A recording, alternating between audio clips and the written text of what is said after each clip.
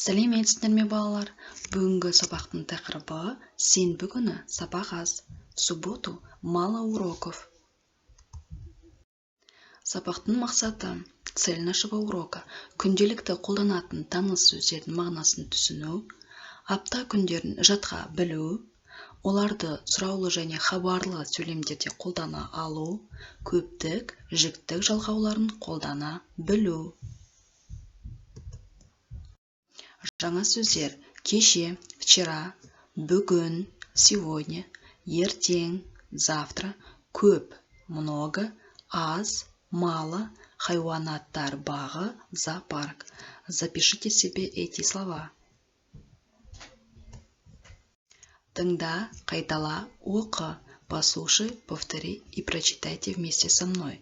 Бүгін сенбі, ертең жексенбі. Әлібек саябаққа барады. Анель ата-анасымен хайуанаттар бағына барады. Анна тауға шығады. Саша достарымен ойнайды. Тыңда, қайтала, оқы. Диалогты бірге оқиық. Давайте вместе прочитаем диалог. Анна, бүгін қай күн? Бүгін дүйсенбі. Ертең сейсенбі. Бүгін сабақ көп. Бүгін 6 сабақ. Саша, ертең неше сабақ? Ертең 5 сабақ. Ертең сабақ аз. Анель, ертең неше сабақ? Ертең 4 сабақ. Ертең сабақ аз.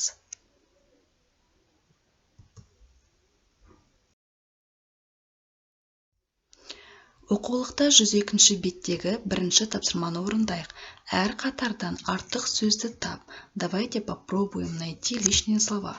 Қалам, дәптер, күнделік, сейсенбі, кітап. Қалам, дәптер, күнделік, кітап — это у нас учебные принадлежности, ал сейсенбі — это у нас дни недели, апта күндері. Давайте остальное сами попробуйте найти. Дүйсенбі, сейсенбі, қоян, сенбі, жексенбі. Арыстан, піл, өшіргіш, аю, қонжық. Алма, сәбіз, жұма, анар, алмұрт. Сурет, бояу, қарындаш, бейсенбі.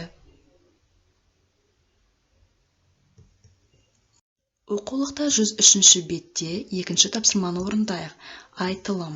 Кестені пайдаланып, кімнің не істейтінін айт. Давайте, используя нашу таблицу, попробуем сказать, кто чем занят. Әлібек сейсенбі күні шахмат ойнайды. Анна жексенбі күні хайуанаттар бағына барады. Саша бейсенбі күні доп ойнайды. Анель сенбі күні велосипед тебеді. Балалар, менімен бірге жұмыс жасағандарыңа көп рахмет. Сендерге сәттілік тілеймін. Сау болыңдар.